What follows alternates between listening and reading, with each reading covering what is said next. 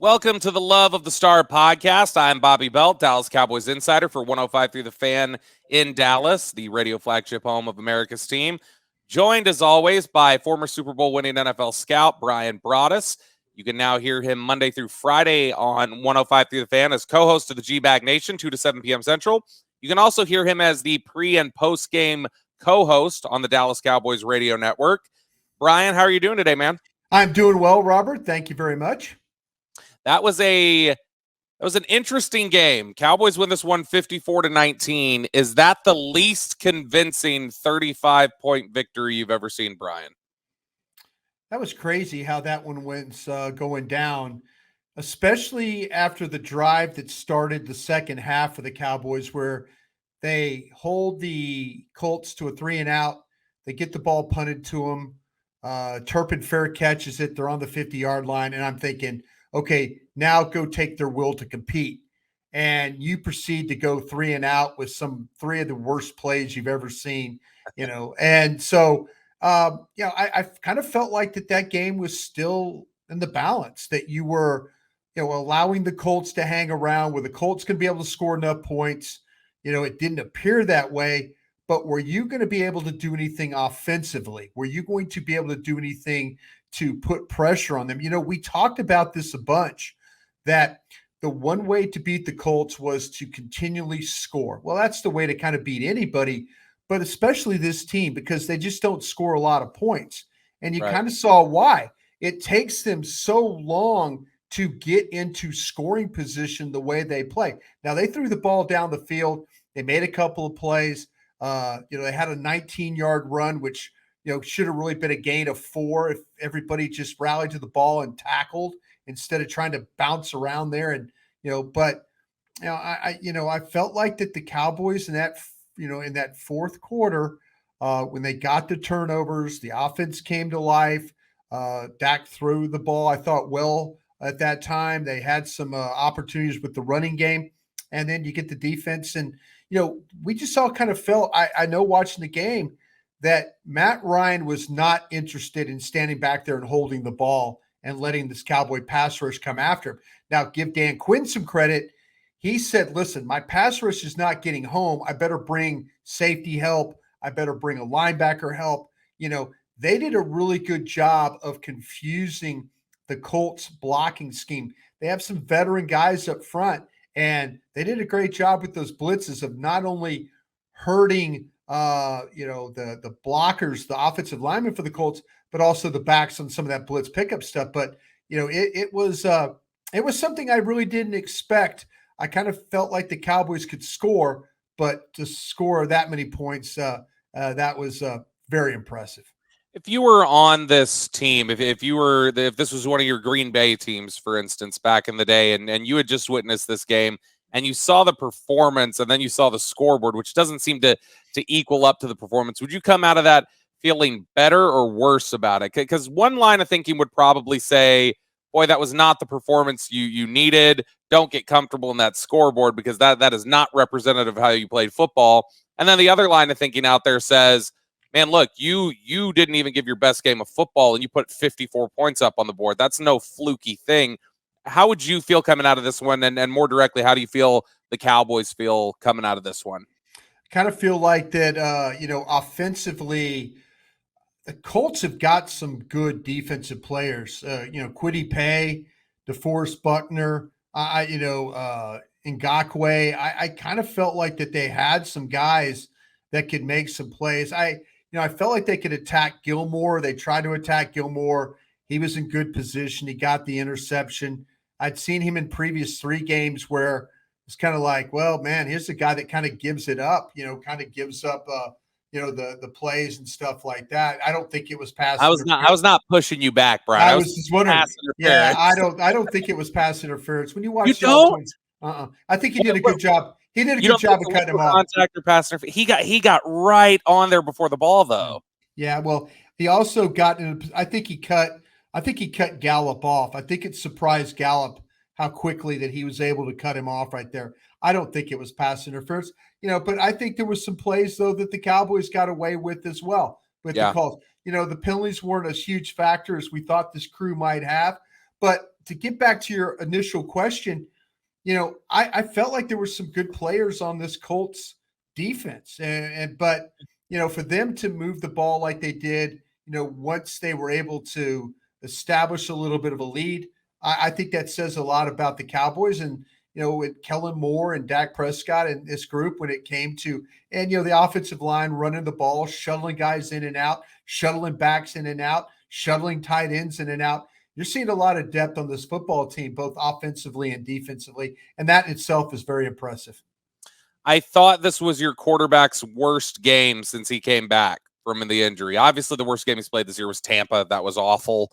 But since he came back from injury, I felt like this was the one. And statistically, it probably doesn't look quite like the worst. But to me, this was easily the one where Dak Prescott, I felt like, and everybody knows I'm a big Dak Prescott fan.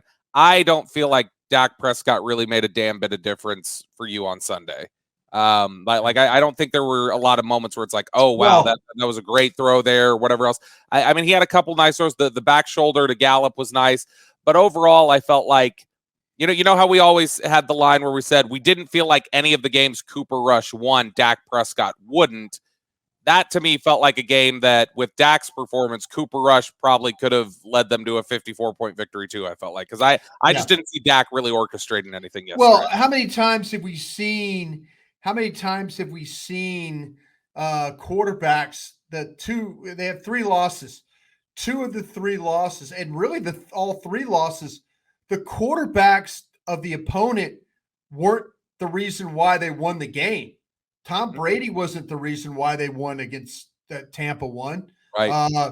You look at Jalen Hurts. Jalen Hurts wasn't the reason why Philadelphia beat Dallas. And let's be honest, Aaron Rodgers wasn't the true reason why Green Bay won that game. I mean, he had a nice tidy day, but the 3 quarterbacks in your 3 losses, that wasn't the fact that the Cowboys couldn't defend the run.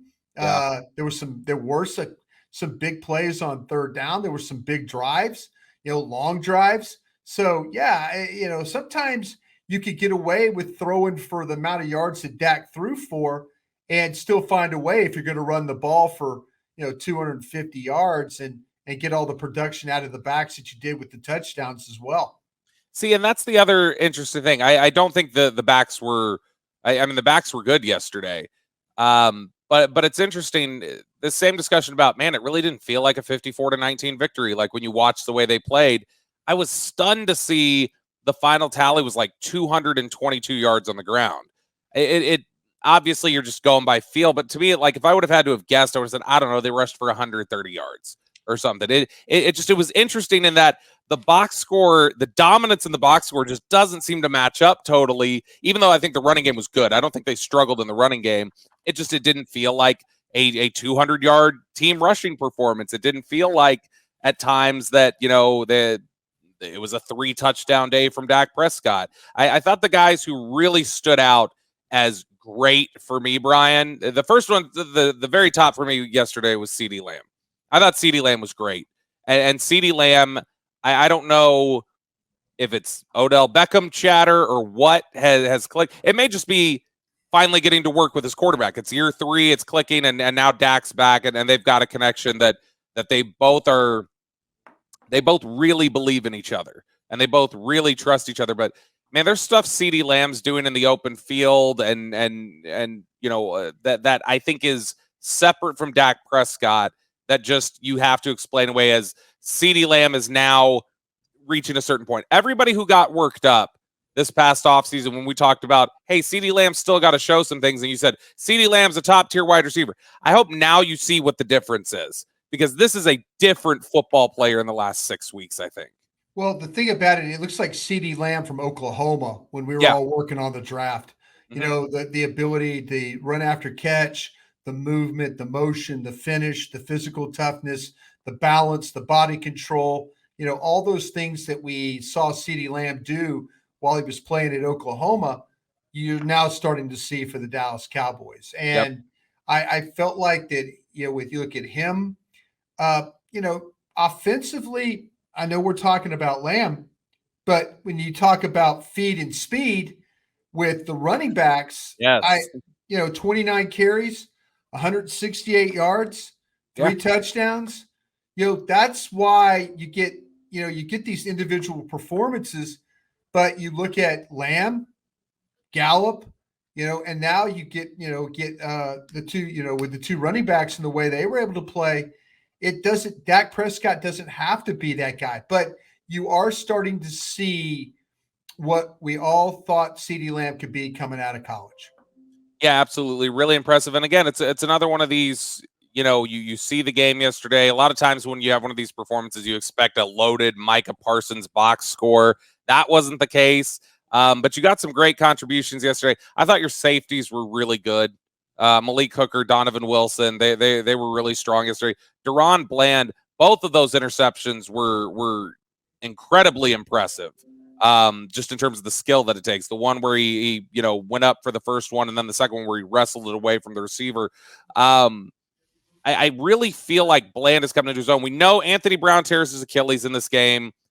As much as people have been frustrated with him, that's tough. That's going to be tough to overcome. There's already starting to be a little bit of chatter that Kendall Sheffield, who's on the practice squad, could come up, play the outside, but he can also play inside outside a little bit, and that they could free up Bland if they needed Bland on the boundary, if they felt like they really needed somebody out there. If you can get Kendall Sheffield to play adequate in the slot, Brian, would you take Deron Bland out of the nickel at this point and put him on the boundary, given the struggles you've had out there? Or would you just say, look, Deron Bland looks comfortable. He played a really good game this week. He's had a couple good games. Let's not mess with a good thing. Let's just figure out what the boundary corner is and not move Deron Bland. What I know about Kendall Sheffield is he's a very quiet kid. He is best in press coverage, and this is so he can jam and run. That's kind of his game. He struggles playing in off coverage or zone coverage. Doesn't have great instincts. He struggles with ball skills. He's a very good gunner on the punt team, from what I was told. But he struggled with his health. He always has like a hamstring issue, a calf issue, and it takes him a long time to recover. So he's never gotten back, from what I heard, the flash that he showed during his rookie season. There's been scouts that have described him as a little bit of a heartbreaker. So we'll see. That's the former player. That's a little bit of a scouting report on the player. If you tell me, okay, fine, play a good guy that can get up on you, can press, can run with you, great. All those things are fine. If you're asking him to do something else, we'll see. But, and it's going to be about health with this kid. But he's been on the practice squad. He's been here. He's been available, and so we'll see. They obviously, Dan Quinn has done a great job of bringing guys in. Me personally, I feel like you need to continue on with Kelvin Joseph. And the only reason I say this is because Kelvin Joseph, has not played a lot of football. Okay. He hasn't. But Kelvin Joseph showed me something. And again, I take away what happened on Sunday with when he's running down the field and he just smashes into the returner and gets the penalty. Okay. That's not great awareness right there. But and let's be honest, you're probably going to get the knucklehead penalties every now and then from Kelvin Joseph. It's just It's kind of who he is right now. It is who he is. But I think that Kelvin Joseph has not played a lot of football at LSU. He didn't play a lot of football at Kentucky. I think Kelvin Joseph needs to get work, needs to get reps. I think he can cover. I think he's quick enough. I think he's aggressive enough. You see a guy when he's in there, he's willing to tackle. There's guys he's willing to go in there and tackle. The same with Bland. You maybe playing these types of guys. We saw what happened. We saw what happened with Brown. It got to the point where I didn't even know Brown was healthy enough. He just didn't look like the same player. The Kelvin Joseph, he could give up big plays too, just like Brown did. But I have a feeling, though, he's aggressive. He's, we'll see about the football, I'm not going to say the IQ, but like the awareness and stuff like that. Instinct. I think he just needs to get an opportunity in practice and go out there and play because he's capable. He's a capable player. Dan Quinn did not go to Lexington, Kentucky just to work out Quentin Bohanna. He didn't do that. He saw something in this kid, and I'm going to trust Dan Quinn's going to get him ready, just like he got Bland ready to play. Yeah. I'm going to trust him that now if it doesn't work out and you want to put in Kendall Sheffield there, please just kind of know what you're up against if, in fact, that's the route they go. Just as we wrap up this segment before we get into a little either much awaited or much dreaded OBJ talk, depending on where your level is at in terms of your threshold for all the OBJ chatter. But Brian, anybody else you want to highlight really quickly as you thought just played really well on Sunday? Yeah, I thought it was Tyler Biotis, just one of his best games. When you looked at the way that the Cowboys in protection, handling the twist stunts and things like that, I thought he did a really nice job. The running game, I thought he did an excellent job in the running game. It's not easy to deal, with those guys inside when you talk about Stewart, Buckner, those guys. I mean, it's a kind of an all-day task to have to take care of those guys. And I thought he did a really, really good job. I want to commend the wide receivers for the way they were able to block in the running game when I'm talking about the toss sweeps, the crack toss, whether it was Brown, Gallup, Lamb, everybody in the outside, those receivers coming down, sealing off guys, getting big linemen out in the space and letting them finish up those blocks. I thought that was really some pretty football. When you see the ball tossed, you see the corner captured, and a lot of that blocking started because a wide receiver who's been making catches all day all of a sudden decides he's going to block. I think that's something you have to be very, very proud of. Now I'm curious. We talked a lot. We both I think dumped a lot on Tyler Smith, and not like hit him too hard. We just said it was a tough performance, short 3-day turnaround. He looked a little overwhelmed. Everything else. I don't think he was like the best guy on the line yesterday, but I thought he bounced back well. I thought he played okay. He had a nice block on the first big run of the day for Tony Pollard, the 17-yard one. He helped seal that. But overall, I thought it was nice to see Tyler Smith didn't appear to be in his head too much from the last game against the Giants. It looked like he bounced back okay. No, and I think the thing with Tyler Smith is he needs a full week of practice. And let's be honest, the Giants are a big blitz heavy team. They kind of found out that they could bring the rush at him and he was going to short circuit a little bit. And I kind of felt like that, he needs all those practice days in order to completely digest the game plan and be ready to go. And again, I thought he broke it down a little bit because we talked about 3 games in 12 days. His body right now is saying, okay, Tulsa season's over. It's time to go do something else. But he's got more football left and he's got a playoff to worry about as well. So, hopefully whether he plays at tackle or plays at guard, he can continue to give them the quality play that he has throughout the season. Really quick here, because we're already running long in the segment, but just curious, when Tyron Smith comes back at left tackle, if it was up to you, would you roll with Tyler Smith or Connor McGovern at guard for now? Let me just be honest with you. I'm going to tell you what I think they're thinking. I don't think it's a slam dunk that Tyler Smith is going to be the starter at left guard. Excuse me. I think there's going to be maybe we've seen these guys rotate offensive linemen, whether it's tackles, guards. We've seen them rotate these guys. We could very well see a situation where McGovern and Tyler Smith both are getting work as Tyron Smith is getting work at left tackle. You're listening to the Love of the Star podcast. The Love of the Star is an Odyssey podcast. You can find it on the Odyssey app or wherever you get your podcasts. All right, Brian, I know you don't want to have this talk. I'm tired of this talk. I think most of us are tired of this talk, and it's luckily, I think, finally coming to an end. I hope we have some sort of a resolution soon, but it is Odell Beckham Jr. week here in the Dallas-Fort Worth area. Odell Beckham Jr., we're recording this on Monday night.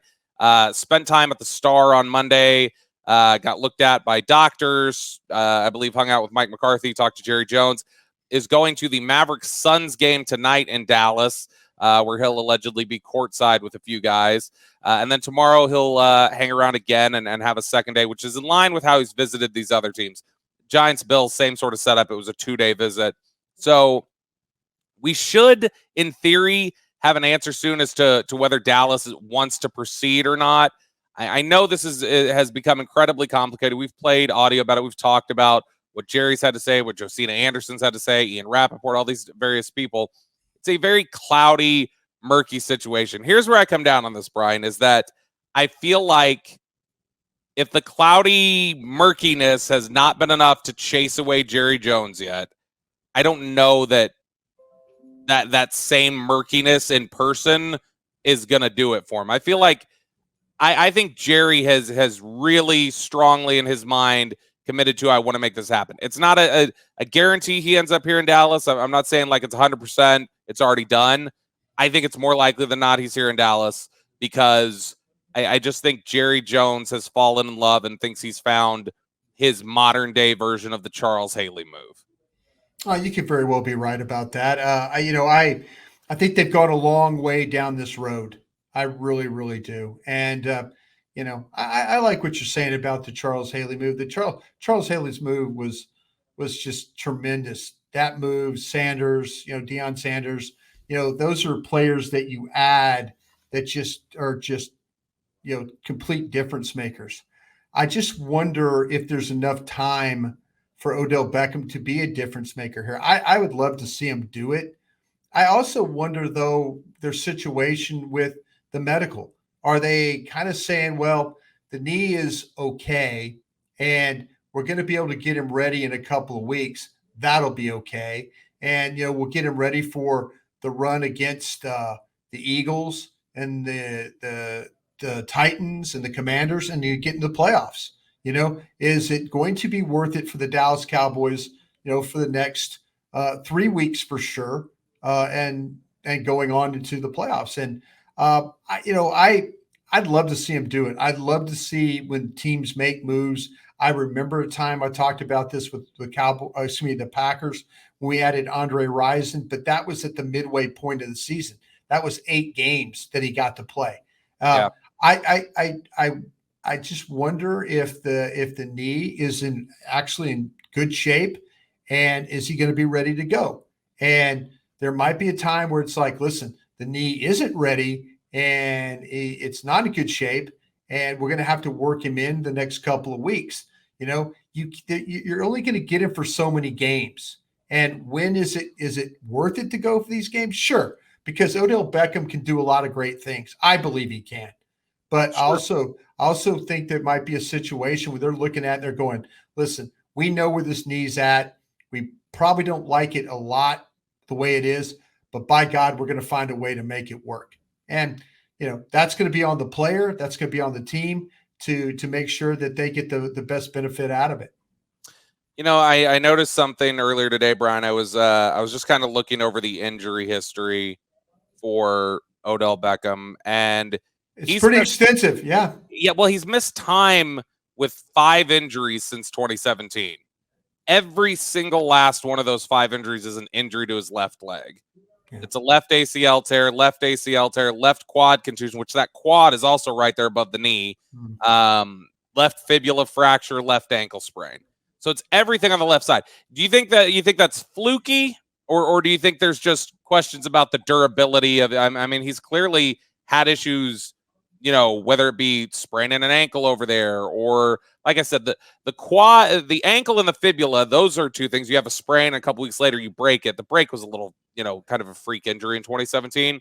But then, you've got the quad and the knee and everything else that's involved in that. The fact that his last 3 injuries involve that structure, is that a concern for you?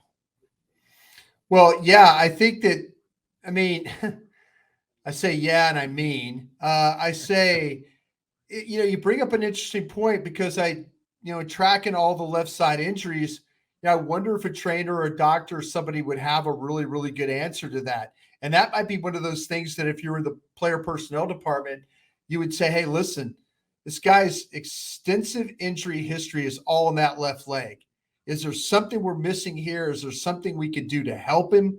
Is there some type of machinery or anything that we could test him on, work him on, get it stronger? I don't know. It sounds like to me like a lot of terrible luck is really what it sounds like right now. But I don't know how you could not say, well, it's happened. It's actual fact. It's that left leg that's been giving him the problem. So I still do believe whatever team signs him, I believe that team is probably going to have to put some of their medical knowledge to work, but they're also probably going to say, we're willing to do this because of the player. And probably wouldn't do it for a lot of players, but for this player, I think that they'll kind of maybe turn away from it and say, okay, we're willing to make this happen. Remember when the Cowboys had that stipulation in Gerald McCoy's contract that was very particular to the quad that he ended out tearing. Yeah. And so I mean I think it goes to show that Dallas's doctors are pretty good and they've got a Yeah. pretty good understanding of what is at risk into the future. So I will say this: if the Cowboys walk away from this, if they make the determination that they're walking away due to that it's a medical call, then what would be your line? Because I know there will be a ton of disappointed Cowboys fans who will feel like, this is just what they're saying. They're making this up. But to me, if the Cowboys draw a line and say the medical's not good, I think everybody should be out. I think you should trust Dallas's evaluation. So what would be your word to a Cowboys fan who's really frustrated when they hear, oh, the Cowboys are walking away because of a medical? Well, it was good enough for somebody else. Well, why couldn't it be good enough here? Yeah, you're talking to a guy, and I've told this story before where our doctors in Green Bay failed Larry Allen on a physical, Mm-hmm. With the rotator cuff. And, you never want to see a player playing somewhere else that you had the opportunity to grab. But as you said earlier, this medical staff, I worked 14 years with these guys, with a Dr. Cooper, with working with Jim Maurer, Britt Brown. I mean, trainers, other trainers, doctors of the organization, Dr. Fowler. I mean, they've got some seriously outstanding doctors and medical staff, and some of the best specialists in the country that work here in Dallas that they send their players to. I would have to trust them. I just remember, being in Philadelphia too, where Jeremiah Trotter. I tell the story about Jeremiah Trotter. We drafted him in the third round. Linebacker. Everybody knows Jeremiah Trotter. He played Philadelphia for and played with the Commanders for a long time. And I remember a doctor telling me, he's like, Brian, I can't tell you if he plays 10 games or 10 years. I can't tell you that. So, and you get Jeff Lurie, the owner of the Eagles, say, listen, if we like the guy this much, let's do this. And Jeremiah Trotter had a really long career.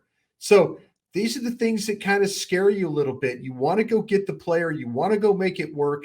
You want to trust your doctors.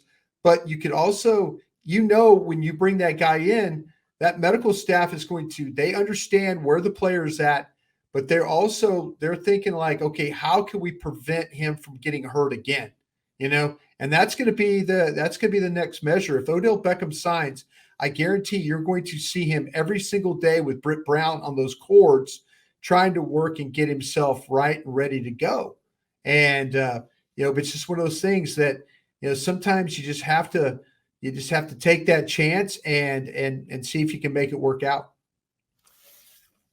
If this gets done, and if it's something where, let's say, Odell Beckham Jr. tells Jerry Jones in this meeting, I don't think I can play this year.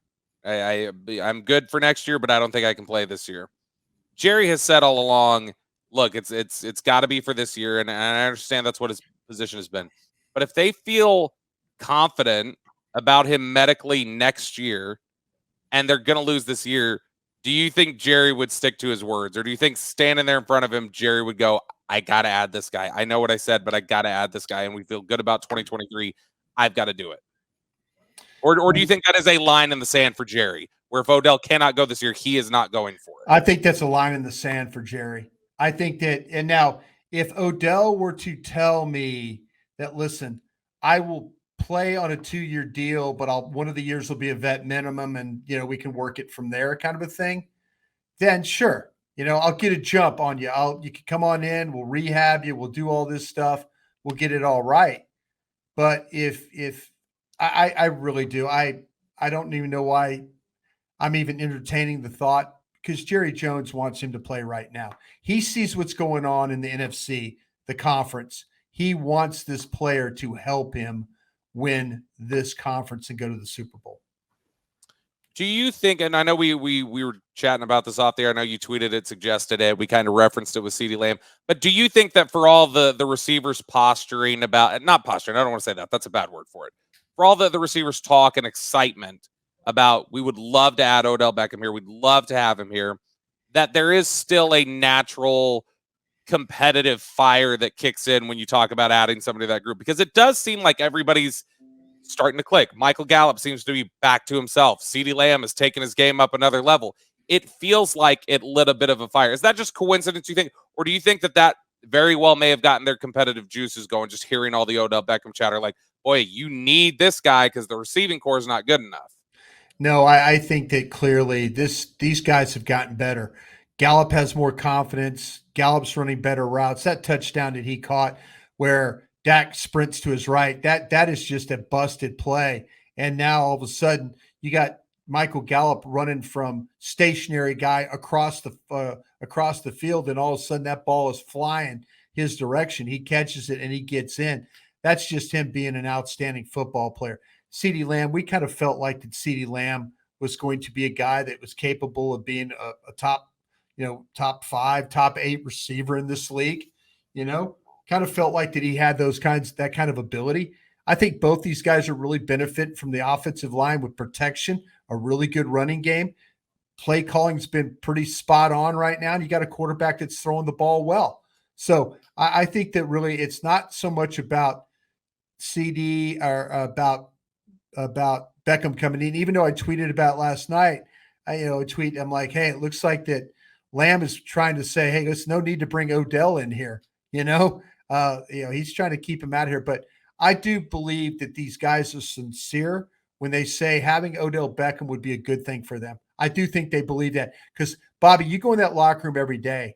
I do feel like it's a very, very close locker room. And I think they would love to have a guy like Odell Beckham help them win games. Absolutely. And I guess that I like I said, I don't want to make it sound like they're lying. I think they're absolutely serious. I just think that I feel like there's definitely a possibility that both are true, though. They do want Odell Beckham here. They do. But also at the same time, in the discussion of Odell Beckham, they're hearing a lot of people be critical of the receiver group isn't good enough. And they say, look, we want Odell Beckham, but we're going to show you we are good enough. Yeah, exactly. And when we perform at high level, I think, you've been around athletes for a long time. They will, a lot of these athletes will make things out of whole cloth that aren't even real adversaries just to give themselves an edge and just to give themselves a motivating factor. And so it wouldn't surprise me at all. I know you were being a little tongue in cheek with it, but it wouldn't surprise me if it's both, and that it is, they want Odell Beckham here, but they absolutely took some competitive fire from, there's a lot of outside noise about our core isn't good enough and we need somebody like this. Well, we'll show you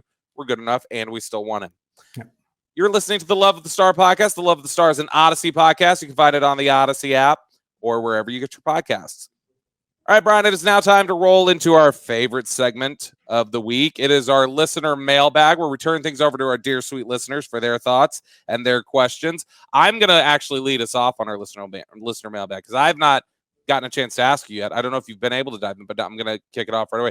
Have you gotten a chance to start on any players yet? I know you were playing on it, but did you actually get a chance to watch any college players yet?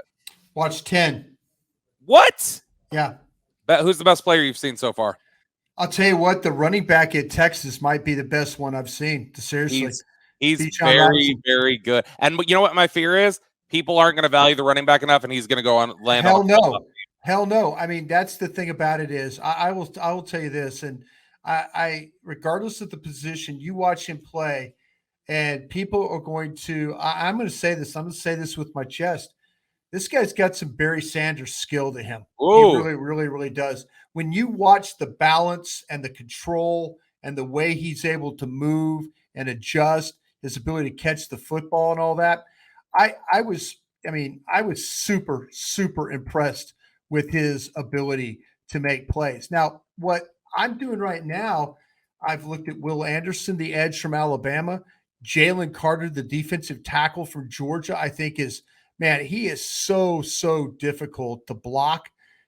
Bryce Young is going to be a guy that is going to test you and because there's not a player you could ever compare him to because of how he looks, physically. He Yeah. looks very frail, very small, but the way he's able to move around, the smoothness that he plays with. Miles Murphy, the edge from Clemson, I'm He's telling you what, very good. he is. He So you good. can you cannot draw him. You cannot draw a defensive up any better than what Miles Murphy looks like. I'll tell you what. I think I like Christian Gonzalez, the corner from Oregon, a little bit better than I like Keely Ringo, the corner from Georgia. Peter Skoronsky, the offensive tackle from Northwestern, kind of like Paris Johnson, a little bit better out of Ohio State. I Oh, we, mentioned we we we might have a fight over that one during draft season. Just which let you know. one, Peter Skoronsky. I like Skoronsky a lot, I'll tell you what, I there was some and I times like there. Paris Johnson too. I'll But tell you what, I found that, but Peter Skoronsky was a little bit more catch to his game. A lot of catch, and I didn't see a lot of punch. I didn't see a lot of sitting down. I think he's a good football player, but I'm interested. I know people have Skoronsky as the top guy, and I really do like. But I like, I like Paris Johnson a lot, and then Brian Breesy, the defensive tackle yeah. from Clemson. I mean, these Clemson's got some guys now. There's no question about that across that defensive line.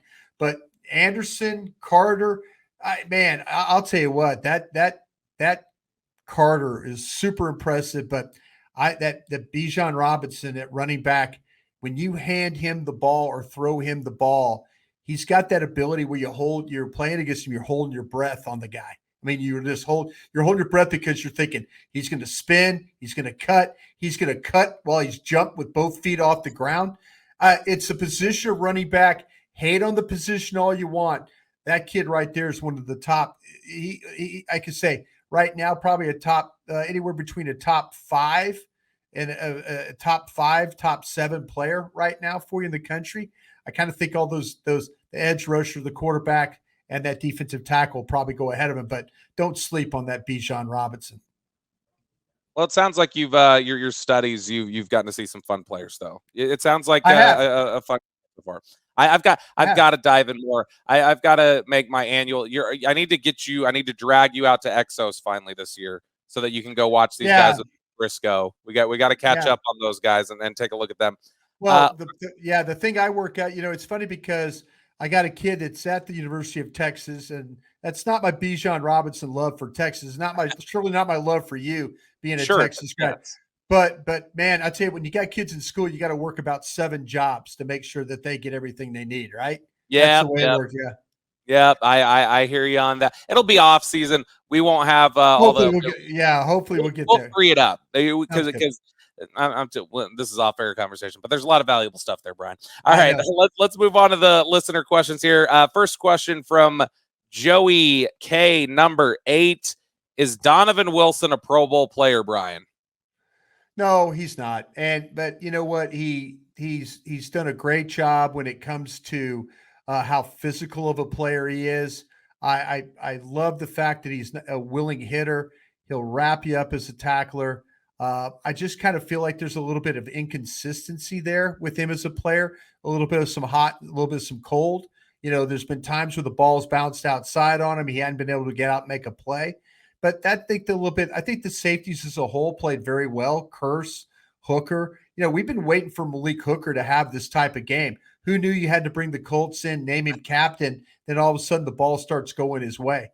But yeah, I think with Wilson, I think he's a good player. I wouldn't say he's a Pro Bowl player. And I agree with you. I don't think Donovan Wilson's a Pro Bowl player, but I do think Donovan Wilson is the type of player you win with. Super tough. That maybe not, maybe the out of bounds shot that he takes every once in a while. The sport, he is so aggressive, and he wants to hit you. He wants to knock the ball loose. He's emotional the way he plays. But yeah, I think there's some inconsistencies in his game, and I think that's what kind of holds him back at times. Next question here from Mick. What will they do at running back next year? A healthy Zeke looked good last night. He's actually looked good a couple weeks now. I say he's more important than Pollard, as explosive as Pollard is. Can't sign him for too much. Brian, your thoughts? What would you do, and what do you think they'll do at running back? I don't know what the situation is, Bobby, when we start to look at the Next year. yeah, like the cap with the cap situation stuff. Are they going to need Zeke's money? Are they going to be able to do it? Are you going to have to take a huge cap hit? I think that they've kind of figured out things about what they can do with Zeke. Now, can you do things with Zeke and then go get another guy? I really like what Malik Davis has brought to this crew. I Yeah. really, really, really do like what he's brought to this crew. And that it's a good combination that they got. So I don't know. I mean, I don't know. I don't know what money they're going to need. Are they going to need money? Are they going to be willing to take cap hits? I believe as of right now they are dead last in 2023 cap space right now. Yeah, there you So go. they are going to have to flip some switches. Yeah, and they've got what 19 guys that are going to be free agents or something like that. Yeah, and you've got CeeDee Lamb's deal coming up. You've Oh got God, a Trayvon Diggs deal coming up. So yeah, it's tough. It's tough. it is. Next question here from one of our loyal listeners, Dean Julia. All right, wait a minute now. What does Dean Julia give you to every week you ask a question from Dean Julia? Wonderful questions, outside the box questions, because that's the thing is that like we'll get a lot of Odell questions. I see like a million. I see a million questions from people. I see a million questions. I know, and that's the thing though is that we get generally like we got like just now when I was looking through. There was a lot of questions about just the corners. Like it was the stuff. I could say we've probably done one broadcast every week where Dean Julia has got a question in there. Are you not a Dean Julia fan, Brian? I like Dean Julia. I'm just saying though, it seems like, and he asks good questions, but I know there's a lot of other good questions in there too. I'm just kind of making an observation. All right. I got. What's his question? Loud and clear. Do you think there are too many predetermined throws early in the games? It feels like a lot is forced to Schultz when he really isn't open. I don't think there's anything forced to Schultz. I think that's a factor of he trusts Dalton Schultz and he trusts CeeDee Lamb more than he trusts other guys. So it looks forced because he believes he can do things with them that he can't do with other guys on the team. I think it's a good way to get the quarterback started. I know Brett Favre, when he was with Mark Chimera, the pass was called 50x spot, and it was that pass was a way to get Favre into the game where it wasn't an overthrow or trying to force the ball into somebody. It was a simple throw. You get the nerves calmed down. There's nothing wrong with throwing the ball to Schultz. I don't think it's forced. I think Dalton Schultz has proven though he can make plays for you. So I don't see that as a forced call at all. Last one here from Playballer DC. Brian, what do you think the chances are we can keep Dan Quinn next year? I don't know. There's a lot of teams. Dan Quinn's contract is almost like he's being paid like he's a NFL head coach, the compensation. I know Dan Quinn's very happy about being here, but there's only 32 of these jobs. I say that all the time. I mean, if Dan Quinn has been a coach, matter of fact, they're a bad half away at the Super Bowl from all probably still having head coaching jobs. That whole situation probably still be in Atlanta. Probably wouldn't have fired a Super Bowl winning coach.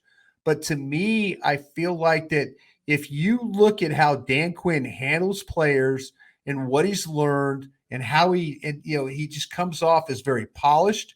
He comes off as a guy that has an understanding of what he wants with his team, and he's a really good evaluator. Him and Will McClay do a lot of work together, shoulder to shoulder. I think if I'm a guy, I'm a general manager, I go and I try and interview him. But a lot of these teams that they're having new coaches or head coaches probably don't have a quarterback, and they're probably going to have to go evaluate a quarterback, and they're probably going to have to do it in a way like, okay, as an offensive coordinator, as a head coach, offensive coordinator, tell me the type of quarterback you want to play with. And that's why these defensive coaches are probably not going to get as much looks as we've seen in the past. Some defensive coordinators have gotten some opportunities. Matt Eberflus in Chicago, but that's after a run of having an offensive coach there. So, we'll see how it does. I hope they can keep him, but I know Dan Quinn wants to be a head coach in the NFL. Yeah, and I know there's well, he wants to be a head coach in the NFL. I do, like you say, I do know he's really happy being here. And I think that it's not just going to be any job. I don't think that would pull him away. I think there are certain jobs that he would definitely leave for. But I think in Denver they'd like to have him right now. I mean, I think Yeah, as well as they're playing on defense, that Dan Quinn could have done great things like that defense is right now, and they would have figured out the offensive the part of that football team. Yeah, I think, absolutely. yeah, And I think if Denver were to come open this offseason, I think that is a job that he would absolutely, absolutely be yeah, interested in. And so yeah, that would be one of them. But it is, and I'll tell you this: the other thing here, even though it's different sides of the ball, your quarterback loves the guy. Your yeah, quarterback is very, very high on that guy. And yeah. there's a lot of people on the other side. There's nobody who dislikes Dan Quinn in that building. I think if something, yeah, I think if all of a sudden you have a collapse in the playoffs and it looks really, really bad, and all of a sudden Jerry Jones is impatient with with Mike McCarthy, I think that you would get Steven and Will McClay pushing really hard to bring Dan Quinn on as the head coach. And because he is really, really good on personnel, he lets those guys do their job. You bring somebody in here like Sean Payton, who is going to want to run personnel. That's a little bit harder task on scouts. It's a little bit harder task on Will, and a harder task on Stephen Jones. That does it for us here on the Love of the Star podcast. We will be back with you guys again later this week, hopefully with a resolution finally on Odell Beckham, so we don't have to talk about it until then. Hey, Yes, yes. And Dean Julia, I love you, man. I'm just having fun. I'm just having fun with Bobby. Please He's don't not, take. Dean. That's not about you. He's criticizing my. He's criticizing my process. I just feel like there's a lot of folks that ask great questions. Dean, you're one of them. But I'm busting Bobby's balls right now because he's being lazy about getting these questions. And I deserve it. I deserve my balls busted from time to time. We will talk to you guys again later this week.